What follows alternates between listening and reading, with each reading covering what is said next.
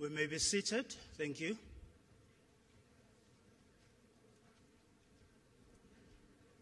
Your Excellencies, heads of states and government from the BRICS member states, the honorable ministers present from BRICS member states, ladies and gentlemen of the media, welcome to this session, the session that will present the Johannesburg Declaration of the 15th BRICS Summit.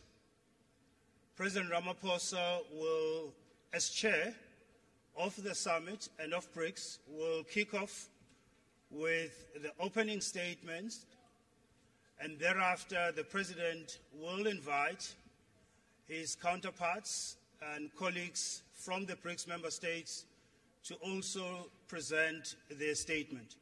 I'd like to now invite President Ramaphosa to kick us off with the media statement. Mr. President. Thank you, Program Director, Your Excellencies, and various guests who are here with us, members of the media,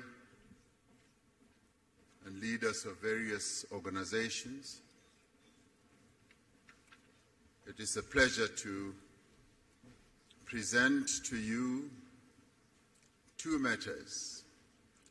The first is to inform and advise you that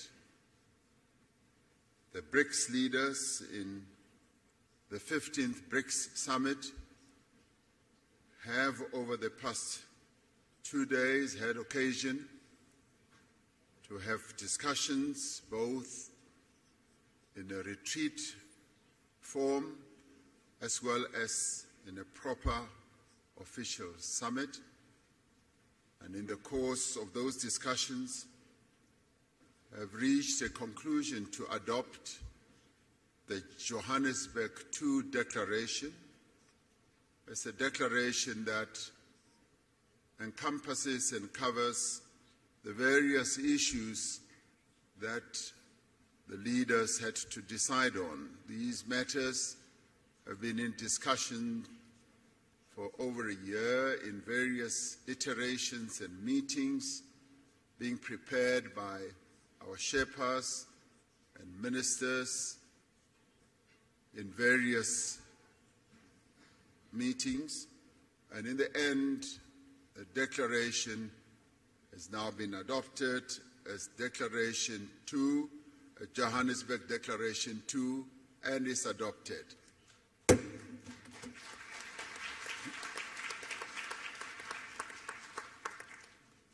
And now we come to the media statement, which I will read out, and thereafter each one of the BRICS leaders will make a statement.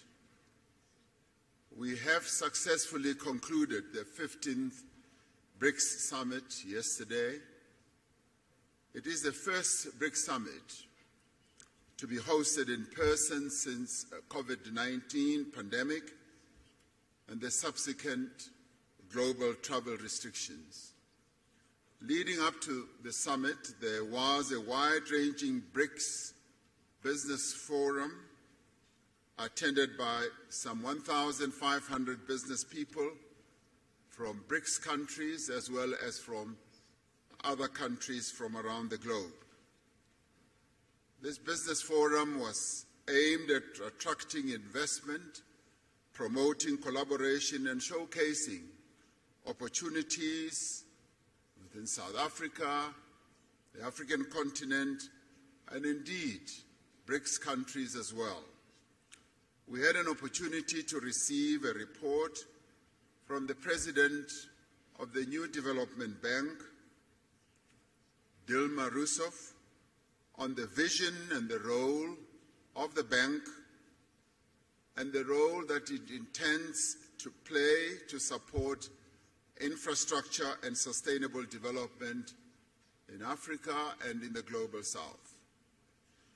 We celebrated the 10th anniversary of the establishment of the BRICS Business Council and welcome their report and the subsequent recommendations that they made to the leaders.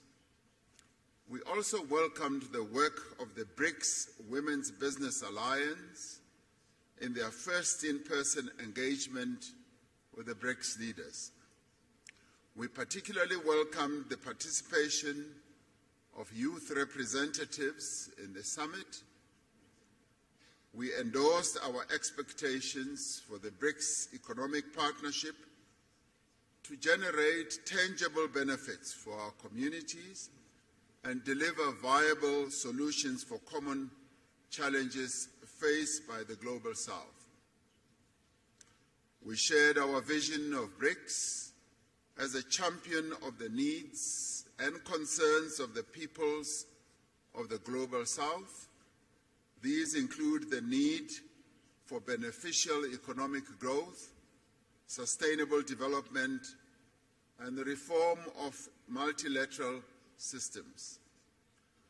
We reiterate our commitment to inclusive multilateralism and upholding international law, including the purposes and principles enshrined in the United Nations Charter. We are concerned about ongoing conflicts in many parts of the world. We stress our commitment to the peaceful resolution of differences and disputes through dialogue and inclusive consultation. The summit noted that an unbalanced recovery from the hardships of COVID-19 pandemic is exacerbating inequality across the world. We encourage multilateral financial institutions and international organizations to play a constructive role in building global consensus on economic policies. We have noted that there is global momentum for the use of local currencies, alternative financial arrangements, and alternative payment systems. As BRICS, we are ready to explore opportunities for improving the stability, reliability, and fairness of the global financial architecture. In this regard, BRICS leaders have tasked their finance ministers and central bank governors, as appropriate, to consider the issue of local currencies, payment instruments, and platforms, and to report back to the BRICS leaders by the next summit. This summit reaffirmed the importance of BRICS people-to-people exchanges in enhancing mutual understanding, friendship, and cooperation. The summit appreciates the progress made over the last year in the fields of media, culture, education, sports, arts, youth, civil society, and academic exchanges. We adopted the Johannesburg II Declaration, which reflects key BRICS messages on matters of global economic, financial, and political importance. It demonstrates the shared values and common interests that underlie our mutual beneficial cooperation as the 5 BRICS countries. BRICS itself is a diverse group of nations. It is an equal partnership of countries that have differing views but have a shared vision for a better world. As the 5 BRICS countries, we have reached agreement on the guiding principles, standards, criteria, and procedures of the BRICS expansion process, which has been in discussion for quite a while. We have consensus on the first phase of this expansion process, and other phases will follow.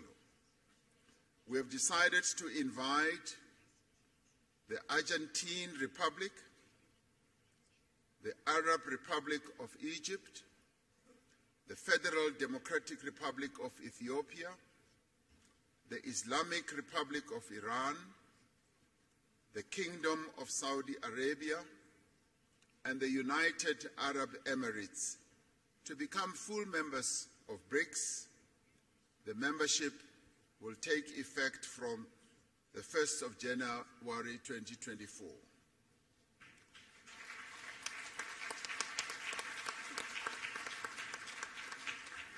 We value the interests of other countries in building a partnership with BRICS. We have tasked our foreign ministers to further develop the BRICS partner country model and a list of prospective partner countries and report by the next summit. Today we will be hosting leaders from Africa and the Global South in the BRICS Africa Outreach and the BRICS Plus Dialogue. This is so that we can have an inclusive dialogue on key issues affecting developing economies and identify actions that we can take together towards a more equitable, inclusive, and representative world. May I conclude by thanking the leaders of Brazil, Russia, India, and China, together with their delegations, for participating in this most successful 15th BRICS Summit held in Johannesburg, South Africa. Through this summit, BRICS has embarked on a new chapter in its efforts to build a world that is fair, a world that is just, a world that is also inclusive and prosperous. I thank you. I'm now going to ask President Lula da Silva, President of Brazil, to be the first to speak, and thereafter I'll ask the others to follow. Thank you very much.